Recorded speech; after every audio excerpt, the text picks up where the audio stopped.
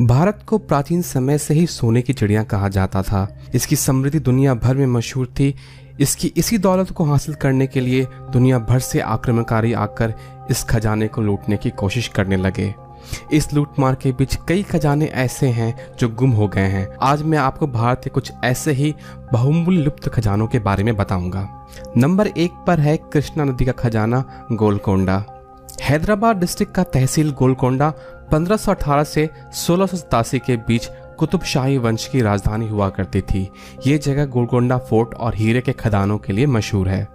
कहा जाता है दुनिया के मशहूर हीरे कोहिनूर और होप डायमंड यहीं से निकाले गए थे। कहा जाता है गोलकोंडा खदानों में खुदाई आखिरी बार 14वीं शताब्दी में की गई थी। तब तक दुनिया भर के लिए भारत एकमात्र हीरो का स्रोत हुआ करता था। ये हीरे के खदान कहाँ थे, इसका सटीक ठिकाना तो किसी को नहीं पता, पर कहा जाता है ये कृष्णा नदी के किनारे थे।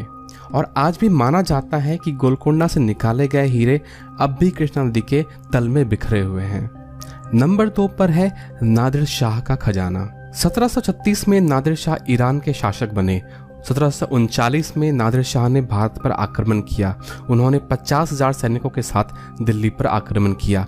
इस आक्रमण में नादिर शाह ने दिल्ली में काफ़ी नरसंहार किया और काफ़ी लूट मचाई। कहा जाता है जो लूट उन्हें दिल्ली से मिली थी वो इतनी बड़ी थी कि उनका कारवां 240 किलोमीटर लंबा था। एक कहानी के मुताबिक कहा जाता है वापस लौटते वक्त नादिर शाह का कत्ल उनके ही सैनिकों द्वारा उनके तंबू में कर दिया गया था। नादिर शाह के मरने के बाद ये खजाना अहमद शाह दुरानी के कब्जे में चला गया।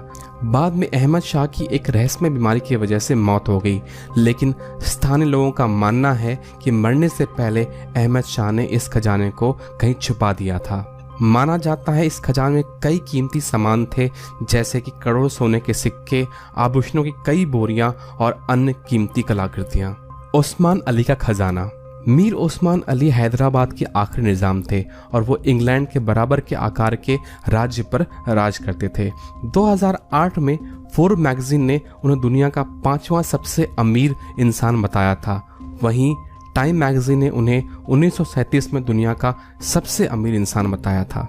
कहा जाता है उनका सारा धन किंग कोटी पैलेस के भूमिगत गुप्त कक्षों में रखा हुआ है, जहां उन्होंने अपने जीवन का काफी समय बिताया था। उनके खजाने में कई कीमती आभूषण और हीरे जवाहरात शामिल थे। माना जाता है उनकी सारी संपत्ति उस वक्त $2 बिलियन की थी, जो आज के समय में $33 बिलियन के करीब है। 1948 में जब हैदराबाद भारत का हिस्सा बन गया तो भारतीय सरकार इस दौलत का सिर्फ कुछ ही हिस्सा हासिल कर पाई। बाकी खजाने का क्या हुआ कोई नहीं जानता। ग्रॉसवेनर का खजाना। ग्रॉसवेनर ब्रिटिश ईस्ट इंडिया का सबसे बड़ा और अमीर जहाज माना जाता है। इस जहाज में 14,000 सोने की सिल्लियां, 19 संदूकें जिनमें हीरे और अन्य कीमती रत्न भरे पड़े थे और साथ ही साथ 26 लाख सोने के सिक्के भरे हुए थे। ये जहाज मद्रास यानी कि आज के चेन्नई से इंग्लैंड के लिए सिलोन यानी कि श्रीलंका के रास्ते रवाना हुआ, लेकिन ये केप टाउन साउथ अफ्रीका से 700 मील दूर एक चट्टान से टकराकर डूब गया और माना जाता है ये खजाना अब भी समुद्र में पड़ा है। नंबर 5 पर है पद्मनाभन स्वामी मंदिर का खजाना। 2011 में तिरुवनंतपुरम का पद्मनाभन स्वामी मंदिर उस वक्त सुर्खियों में छा गया जब इसका भूमिगत कक्ष, जिसे वॉल्ट ए के नाम से भी जाना जाता है, कोर्ट के ऑर्डर से खोला गया। सरकारी कर्मचारी अपने सामने मौजूद खजाने को देखकर हैरान थे। उनके सामने हर प्रकार के सोने और चांदी के आभूषण, मुकुट, मूर्तियां और अन्य वस्तुएं थी। इन सभी खजानों की कीमत लगभग $22 बिलियन आंकी गई है।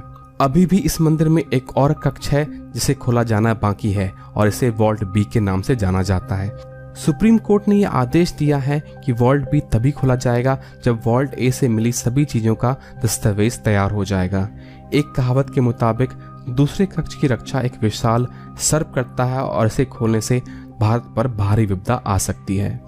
माना जाता है कि दूसरे कक्ष में पहले कक्ष से भी ज्यादा धन मिल सकता है। नंबर 6 पर है सोनभद्र गुफा का खजाना। राजगीर में मौजूद ये गुफा 3वीं या 14वीं सदी का माना जाता है। कहा जाता है इस गुफा के पश्चिमी कक्ष में दरवाजा है जो कि राजा बिंबिसार के खजाने तक जाता है। इस गुफा की दीवार पर शंख लिपि में शिलालेख लिखे हुए हैं, जिसे माना जाता है कि ये लेख एक कुंजी है जो इस खजाने तक जाने का रास्ता बताती हैं, लेकिन अब तक इस लिपि का अनुवाद नहीं किया जा सका है। अंग्रेजों ने इस दरवाजे को तोप से तोड़ने की कोशिश की थी, पर वो असफल रहे। तोप के गोले के निशान अब भी यहाँ देखे जा सकते हैं।